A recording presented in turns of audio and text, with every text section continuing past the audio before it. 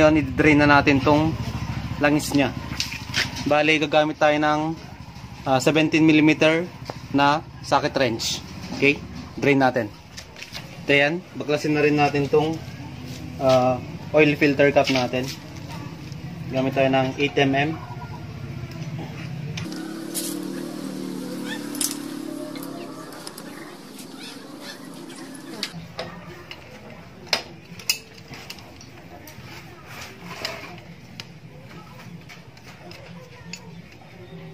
Ayan. Ayan. So, yung gamit ng Y-tool. Uy, grabe ang itim.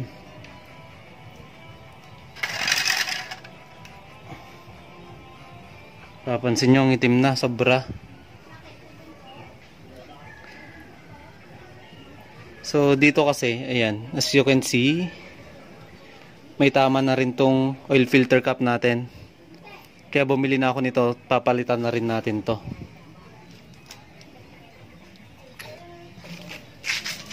So ito yung parts natin, oil filter cap, tapos dalawang o-ring. Ayan, lalagay na natin. Unahin na natin tong spring na to. So may guide yun sa loob, parang ganito lang. Ayan, ganyan yung paglalagay. Yung o-ring natin. Ayan, dalawa to.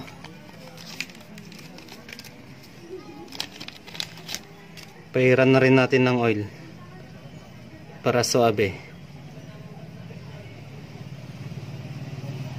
Okay. So ito tag-isa diyan sa mga kanal na yan.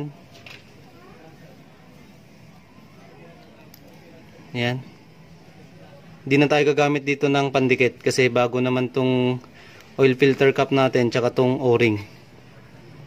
So goods. Then lagay natin to. Ayan. Ayan. So, ang isang maling ginagawa ng ibang nag-change oil ng barako dyan, yung bolt ang ginagawang pamasok dito sa oil filter cap. So, may tendency pong mabungi itong mga tenga niyan. Kaya dapat, bago nyo igpitan, lapat na siya.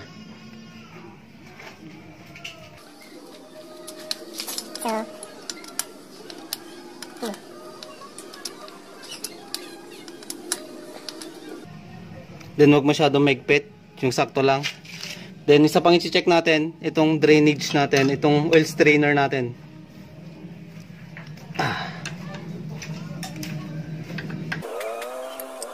Ayan o, may tumulo pang langis.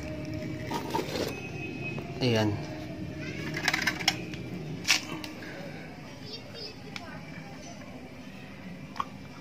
Ayan. Kasi kailangan nyo i-check yung mga dumi niyan, oh, yan, oh. So ano to, yan, okay, dapat malinis to. Okay, gawin natin, linisan natin lahat, pati yon. Tapos palitan na rin natin ng gasket. So yan mga ka-rides, lagay na natin. Ayan, pansinin nyo, malinis na tong oil strainer natin, bago na rin yung gasket. Okay, install. Ayan. May guide naman yon.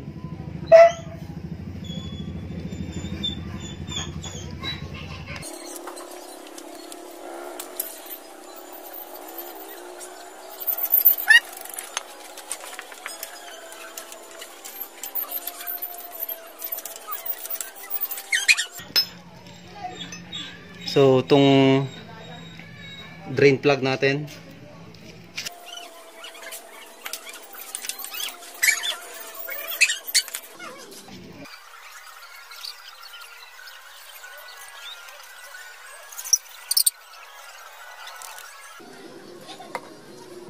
then yung 200 ml natin, ayan, meron akong pangsukat dito.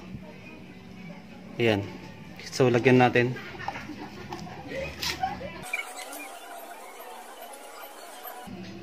Ayan, so 1.2 liters.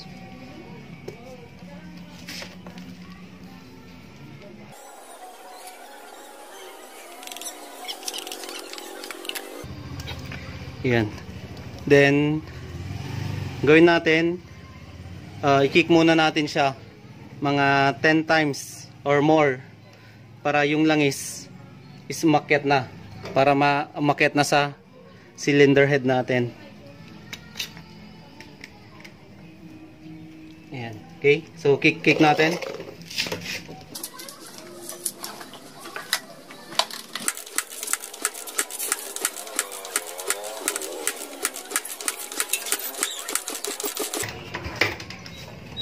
Yan, okay, so panda rin natin.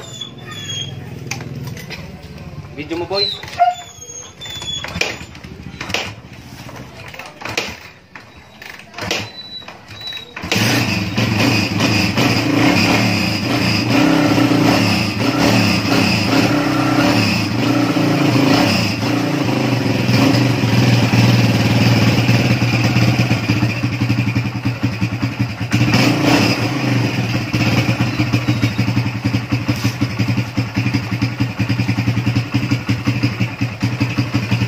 So yan mga ka-rides, napapansin nyo, maandar na siya.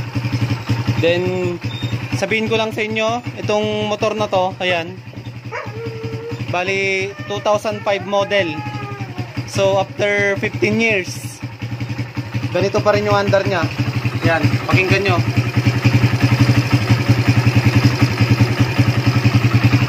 So suwabing suwabe pa yung andar nito. Then ang maganda rito, ni minsan hindi pa binaba itong makinan to. So ganun talaga pag alaga talaga ng langis. Maniwala kayo sa akin, pag alaga ng langis sa motor nyo, tatagal at tatagal talagang buhay ng mga pyesa nyan. Pati clutch lining, hindi pa tayo nagpalit ng clutch lining dito. Good stuff.